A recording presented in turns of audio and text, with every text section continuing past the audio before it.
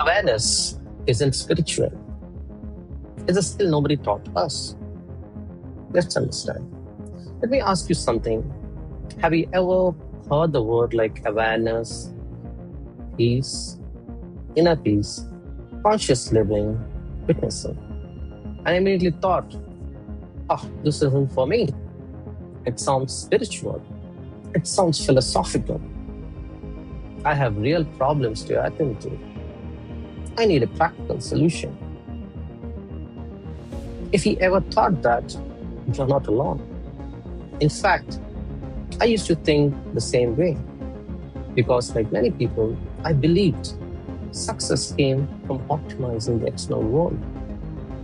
Build a better career, earn more money, learn more skills, solve more problems, become more productive.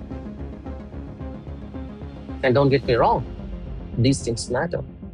I still believe they are. But one day I realized something surprising. We haven't optimized almost everything around us. Technology, transportation, communication, healthcare, artificial intelligence, business, education. We have become incredibly efficient at entering the external world. But yet, few of us have learned how to understand the one instrument through which every experience is lived, ourselves. And that realization changed everything. Let me ask you another question. If external success alone creates inner peace, why are so many success people still stressed, still overthinking, still emotionally exhausted, still anxious, still searching? Successful entrepreneurs, successful professionals, successful leaders, successful families. Many have achieved what they once dreamt of. Yet something still feels incomplete. Why? Because we spend years learning how to build a successful life without ever learning how to understand the one living it. From childhood, we have taught many important things: how to read, how to write, how to solve mathematical problems, how to use technology, how to build career, how to earn a living. These are valuable skills, but there's one subject almost completely missing. Nobody teaches us how to understand our own mind, how to understand emotions, how to understand reactions, how to understand awareness. So we become expert at navigating the world while remaining strangers to ourselves. And perhaps that's why external progress has not always produced inner peace. Think about how we spend our lives. We are constantly looking outward.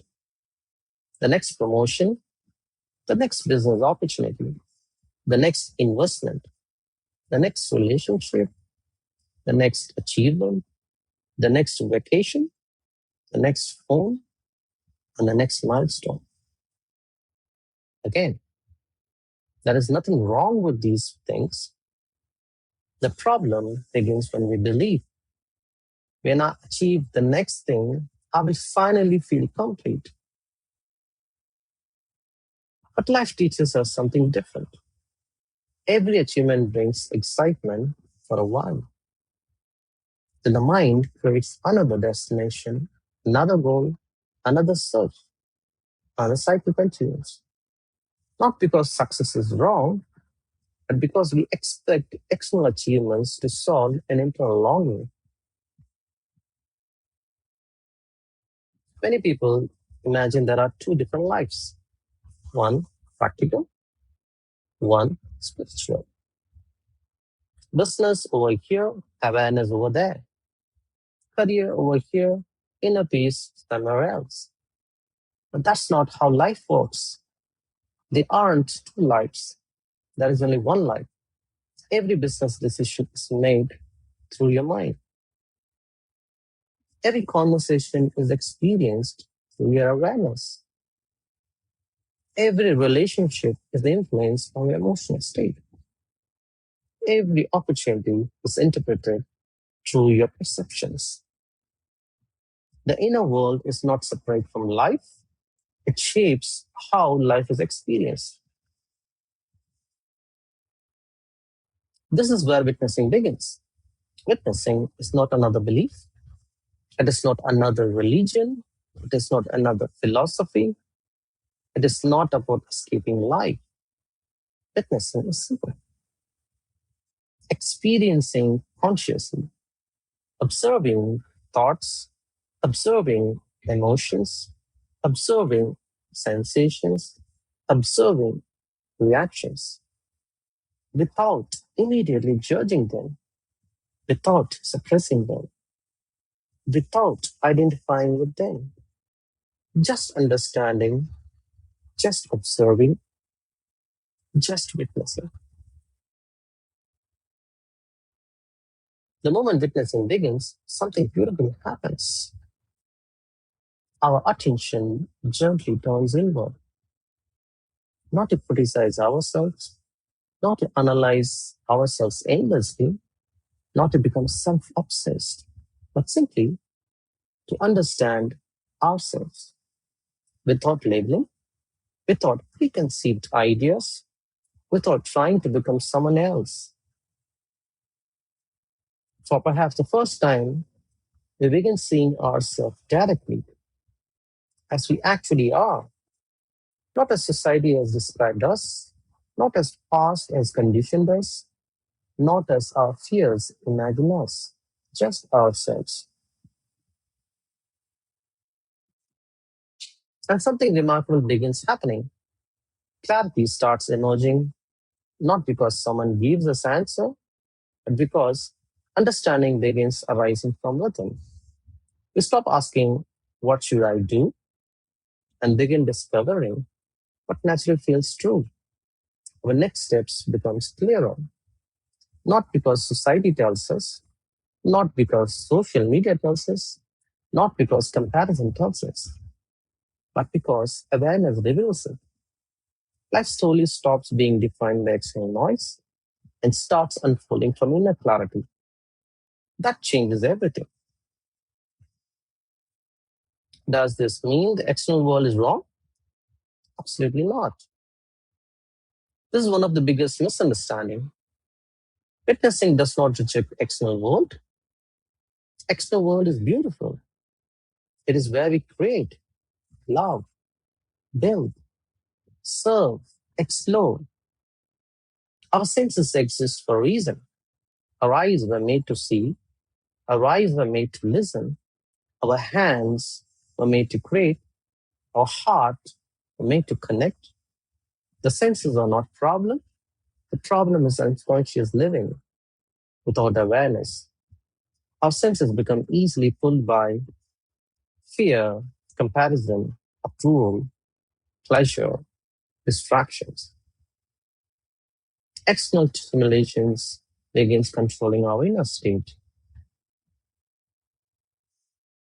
As breathing deepens, our senses don't disappear, they become refined.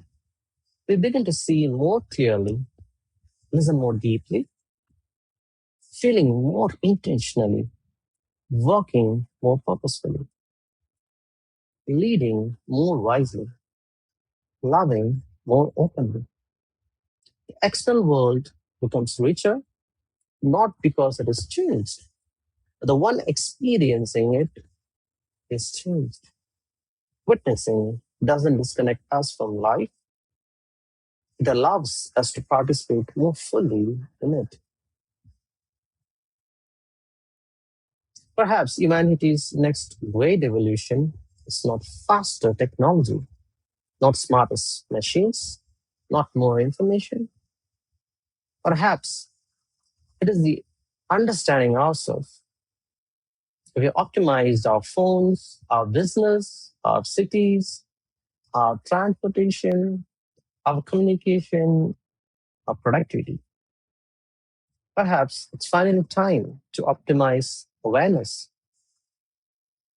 because every decision, every relationship, every innovation, every act of leadership begins in human mind. When awareness evolves, everything built from it begins to evolve too. I'm not asking you to believe me. In fact, don't. Instead, be curious. Observe yourself. Notice your thoughts. Notice your feelings. Notice your reactions. Notice how often your attention is pulled by external world. Then ask one simple question. What happens if I simply observe? So that question may become the beginning of a completely different way of living. Not a better version of yourself, a more conscious relationship with yourself. If today's video challenged the way you think, I would love to continue this journey with you. Subscribe to this channel for weekly videos on witnessing, awareness, the circle of enlightenment, conscious living, and practical ways to experience greater inner freedom in everyday life. If this video resonates with you, share it with someone who is successful on the outside, but quietly searching on the inside. I would love to hear from you. Leave a comment below. What is the one thing you optimized in your life but never stopped to truly understand? Let's continue the conversation together. Until next time, keep witnessing.